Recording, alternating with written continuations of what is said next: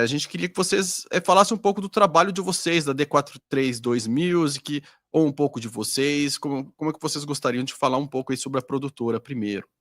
Beleza, eu acho que eu vou deixar primeiro as damas, né? O que você acha, Mari? Pode ser? Te jogar na... Me jogar na fogueira já no começo? Não, ser educado, né? Ser cavalheiro, vai. Tá ótimo. Então, assim, porque assim, eu vou contextualizar um pouco, né?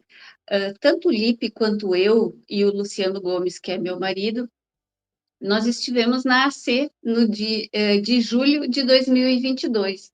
Então, assim, naquela AC foi um movimento, foi um momento em que muitos músicos estiveram lá.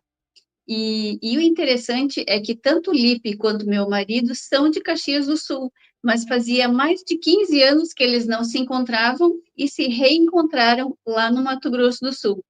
Então, assim, aí a gente já vê que tem algum propósito para esse encontro.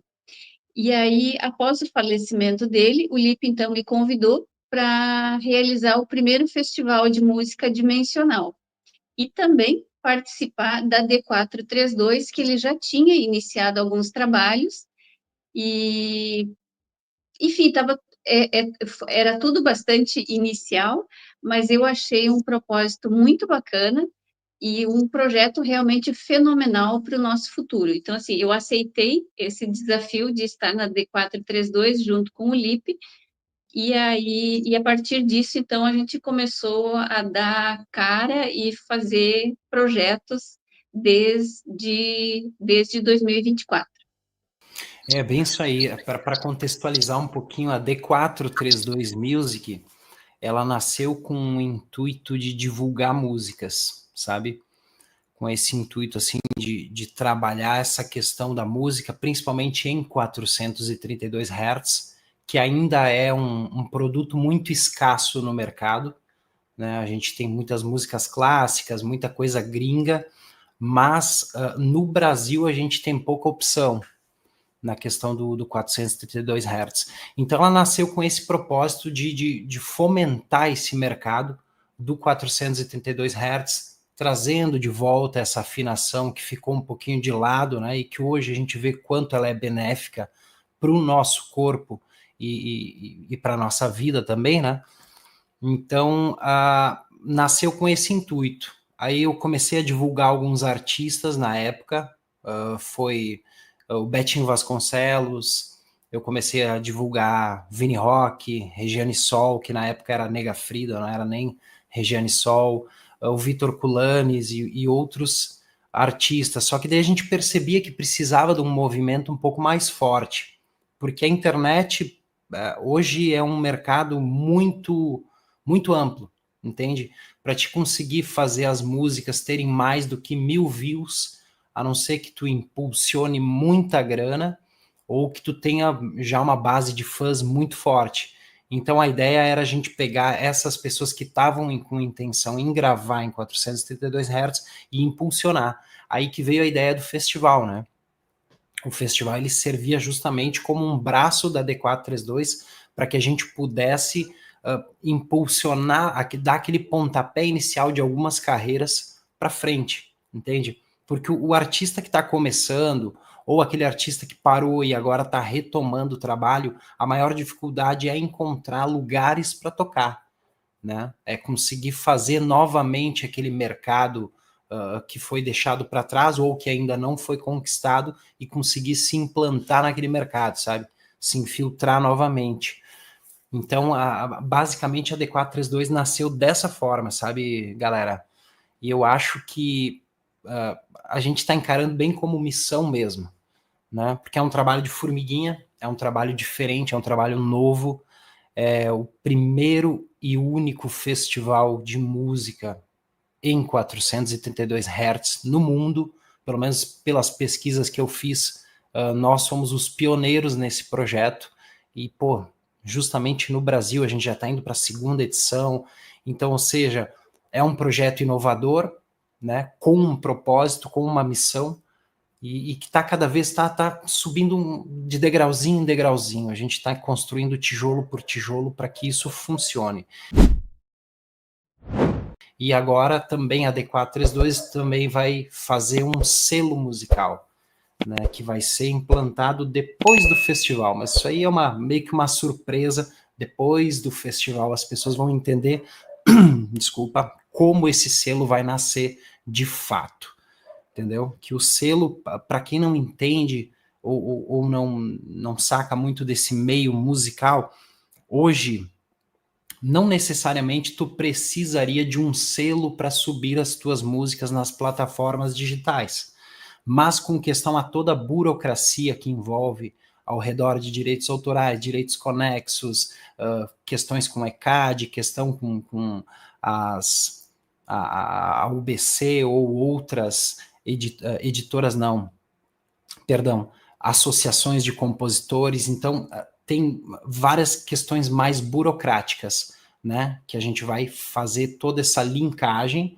para subir as músicas, os áudios nas plataformas digitais, dentro da plataforma de cada artista, no caso, né, porque o dono da obra é o artista, e o nosso trabalho vai ser disseminar em alguns veículos de imprensa pequenos, médios e quem sabe até grandes veículos, né, para que essas carreiras realmente elas possam ser impulsionadas, entende? Porque senão a gente vai ser mais um, né? Uma curiosidade muito interessante com relação à música que muito poucas pessoas sabem: no ano de 2023, 40 mil músicas por dia eram subidas no Spotify. Para a gente ter uma ideia, isso no Brasil, tá, gente? No Brasil. Então, ou seja, existem muitas músicas subindo, às vezes músicas maravilhosas, músicas lindas mesmo que valem a pena ser escutadas, só que elas não têm vez porque elas não têm aquele impulsionamento que precisa, para que as pessoas realmente, para que chegue na tua playlist, entendeu? Ou para que seja indicada para aquela pessoa, entende? Então, esse mais ou menos é o trabalho da D432 Music e outras coisas, né? Tem o Cético, que é feito também na D432 Music, onde ele faz o Music Café, ele é meio debochado, meio arrogante, ele faz algumas críticas, né? Então, a gente está criando vários braços dessa D432 para que ela realmente seja uma produtora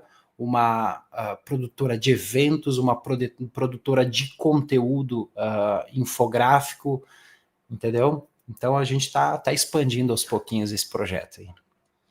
Muito legal, gente. Parabéns aí pela iniciativa de vocês.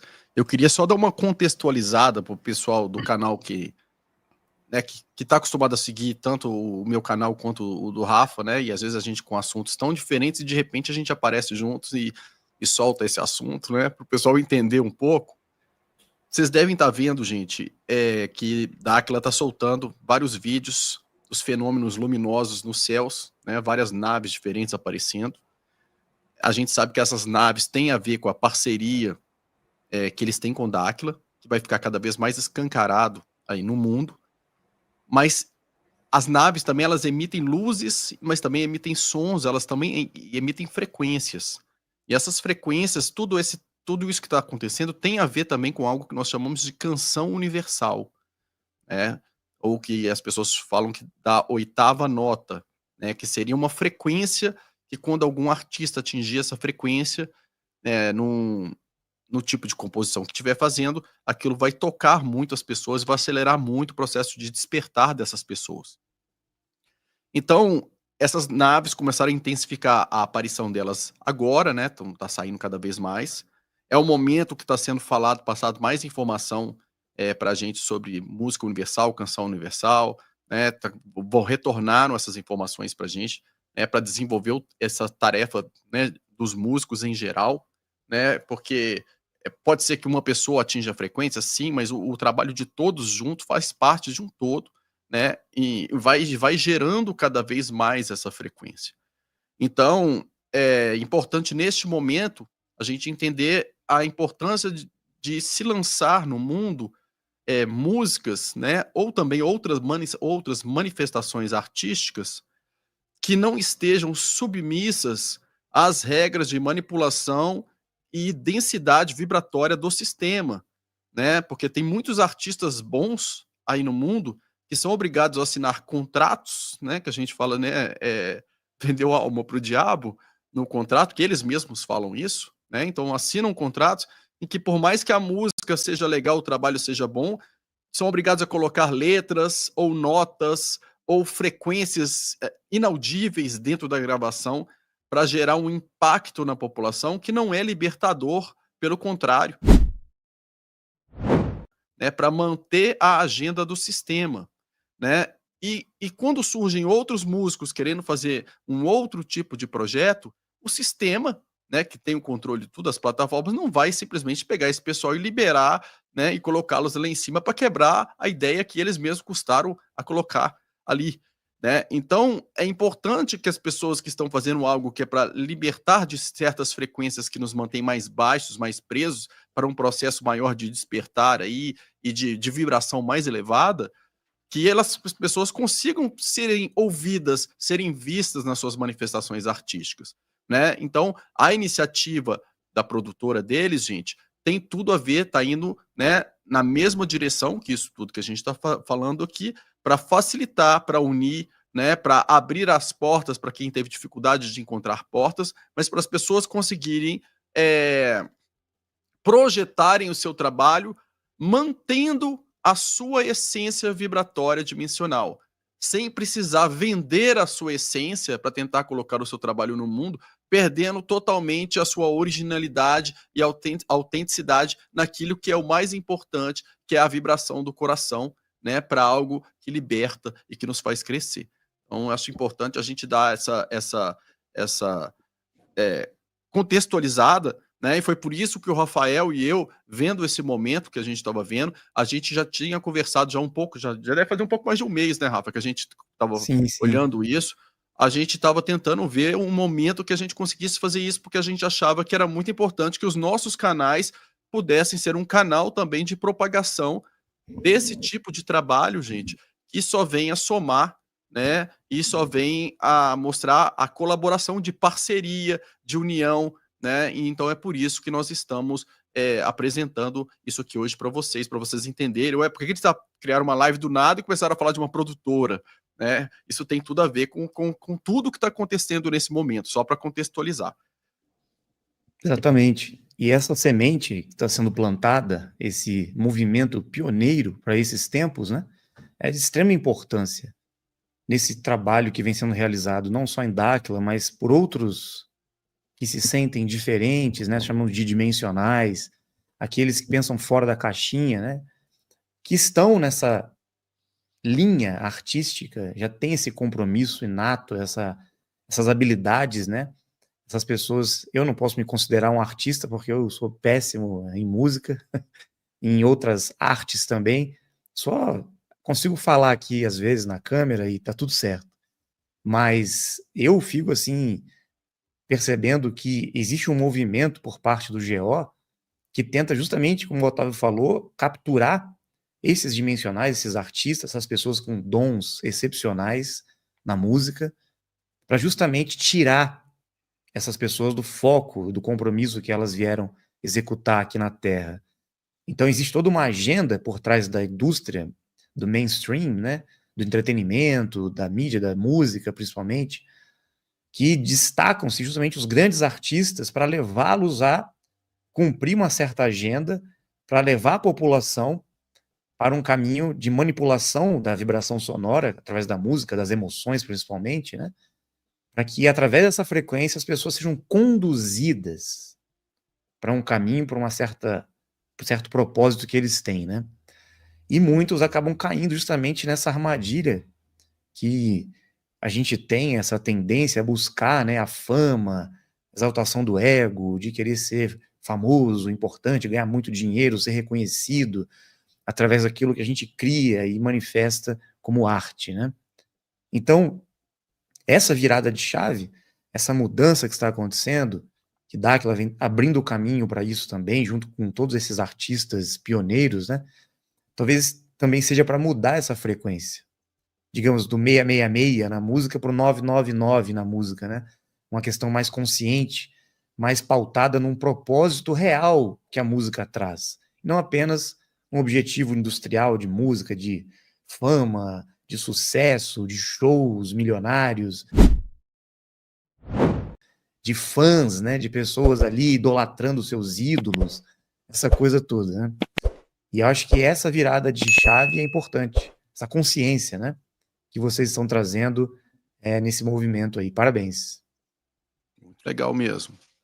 Muito legal. Desejamos muito sucesso para todas as empreitadas de vocês aí, com todos que estão vindo juntos, né, aí com vocês, porque se a gente considerar da época da década de 60, né, de 1960, que foi uma época que surgiram muitos músicos no mundo inteiro pensando na paz, pensando em crescimento, né, e foi um movimento que começou a mudar a cabeça da juventude fortemente, e o impacto foi tão forte que o GO precisou fazer algo na época, né? Então eles injetaram drogas na época na população, na juventude, para deturpar justamente quando eles viram que o negócio estava virando pela música um despertar, né? E de lá para cá eles assumiram um certo controle de todas as plataformas, de tudo, né? Então, neste momento é importantíssimo, né, abrir novamente esse movimento de fazer as cabeças, permitir as pessoas de abrirem suas cabeças, né, numa vibração mais elevada, né, de nível de consciência, de união, de tudo mais, né, para se libertarem de tudo aquilo que te deixa submisso, preso, né, sem permitir o seu processo evolutivo.